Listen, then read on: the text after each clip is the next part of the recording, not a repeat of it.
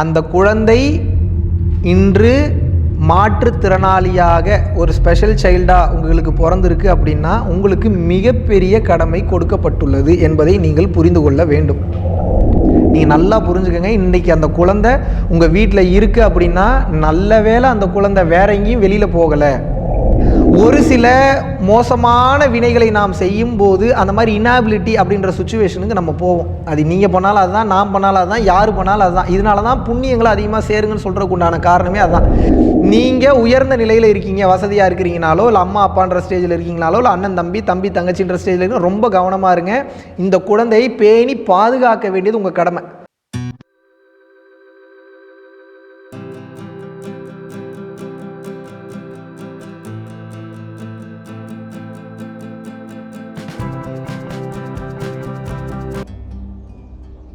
குருவே சரணம்.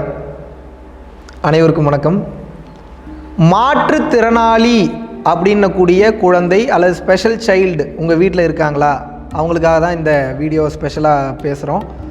அதாவது நல்லா புரிஞ்சுக்கங்க, நல்லா தெரிஞ்சுக்கங்க. அந்த குழந்தை இன்று மாற்றுத்திறனாளியாக ஒரு ஸ்பெஷல் சைல்டாக உங்களுக்கு பிறந்திருக்கு அப்படின்னா உங்களுக்கு மிகப்பெரிய கடமை கொடுக்கப்பட்டுள்ளது என்பதை நீங்கள் புரிந்து கொள்ள வேண்டும். எதற்காக இந்த கடமை உங்களுக்கு கொடுக்கப்பட்டிருக்குன்றதை புரிஞ்சுக்கணும். முதல்ல இது ஏன் நடந்ததுன்னு சொல்கிறேன். வருத்தப்படாதீங்க, கவலைப்படாதீங்க. இதை புரிஞ்சுக்கிட்டிங்கன்னா அடுத்து இதை எப்படி ஹேண்டில் பண்ணுறதுன்ற பக்குவம் உங்களுக்கு வந்துடும். ஒரு மனிதன் ஒரு வீட்டில் நல்ல ஹெல்த்தியாக பிறக்கிறான், ஆனால் ஒரு மனிதன் மாற்றுத்திறனாளியாக பிறக்கிறான். ஒரு மனிதன் நல்ல அம்மா அப்பாவோட பிறக்கிறான், ஒரு மனிதன் அம்மா அப்பாவே இல்லாமல் பிறக்கிறான்.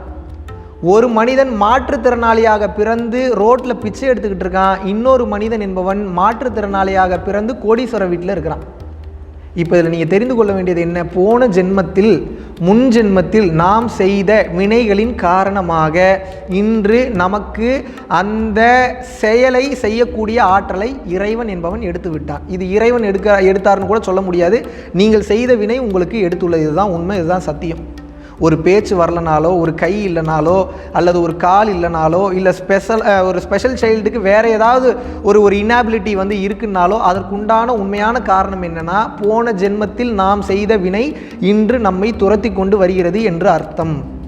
நீங்கள் நல்லா புரிஞ்சுக்கங்க. இன்றைக்கி அந்த குழந்தை உங்கள் வீட்டில் இருக்குது அப்படின்னா நல்ல வேளை அந்த குழந்தை வேற எங்கேயும் வெளியில் போகலை, வெளியில் இன்னும் மோசமான நிலைமைகளுக்கு போய் அவஸ்தைப்படலை. இன்று நாம் பார்த்து கொள்ளக்கூடிய சூழ்நிலையாவது இருக்கமேன்னு சொல்லி சந்தோஷப்படுங்க முதல்ல.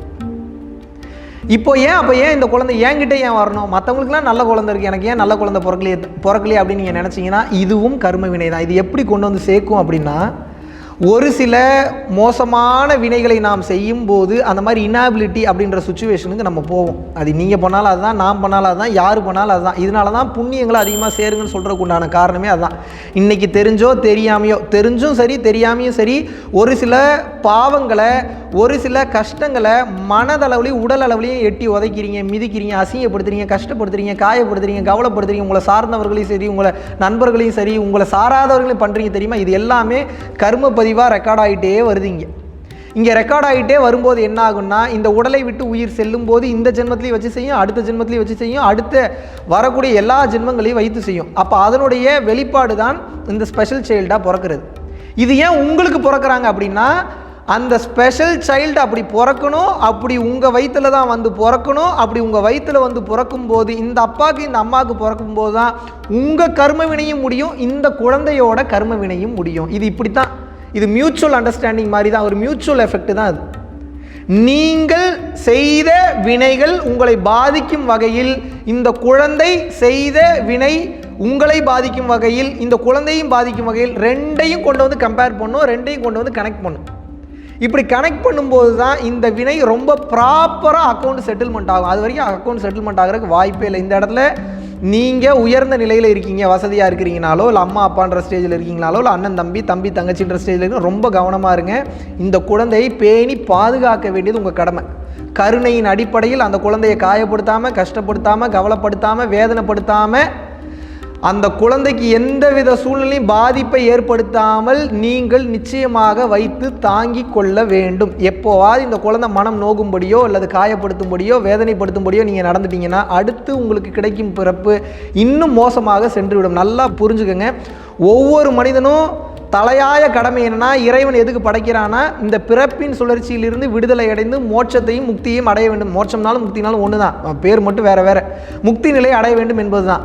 அப்போ அந்த மோட்சத்தையும் முக்தியும் நீங்கள் அடையணும்னாலும் சரி, அந்த குழந்தை அடையணும்னாலும் சரி, இந்த ரெண்டும் ஒன்றாக இணைந்து கருணையின் அடிப்படையில் செயல்பட்டு உங்களுக்கு என்ன விதிக்கப்பட்டிருக்கிறதோ, என்ன கொடுக்கப்பட்டிருக்கிறதோ, அந்த செயலை துளி கூட சங்கடம் இல்லாது கவலை இல்லாது செய்து முடித்தீர்கள் என்றால் மட்டும்தான் அந்த குழந்தையும் அடுத்த கட்டம் நல்ல நிலைக்கு போகும், நீங்களும் அடுத்த நிலைக்கு போவீங்க. அந்த குழந்தை வளரும் போதே நல்ல விஷயங்களை சொல்லி கொடுங்க. அடுத்த ஜென்மத்தில் கடை தேறுவதற்கு இறை நம்பிக்கையை விதையுங்கள். மிக சரியான போதனையை கருணையின் அடிப்படையில், அன்பின் அடிப்படையில், அன்பை சொல்லி கொடுத்து வளருங்க. அந்த குழந்தையும் நல்ல நிலைமைக்கு போயிடும், நீங்களும் நல்ல நிலைமைக்கு போயிடுவீங்க. இதை நினச்சி ஃபீல் பண்ணிக்கிட்டே இருந்தீங்கன்னா உங்களுக்கும் பிரச்சனை தான், அந்த குழந்தைக்கும் பிரச்சனை தான். நீங்கள் இதில் இறுதியாக தெரிந்து கொள்ள வேண்டியது என்ன? எந்த சூழ்நிலையிலையும் கிடைச்சதை அசிங்கப்படுத்தாமல், உதாசீனப்படுத்தாமல், காயப்படுத்தாமல், வருத்தப்படாமல், நாம் செய்ததற்கு தான் நாம் இன்று அனுபவித்து கொண்டிருக்கிறோம் என்பதை உணர்ந்து அடுத்த கட்டத்திற்கு நீங்கள் சென்றீர்கள் என்றால் அடுத்த பிறவி மிக சிறப்பானதாக அமையும். நன்றி, வணக்கம்.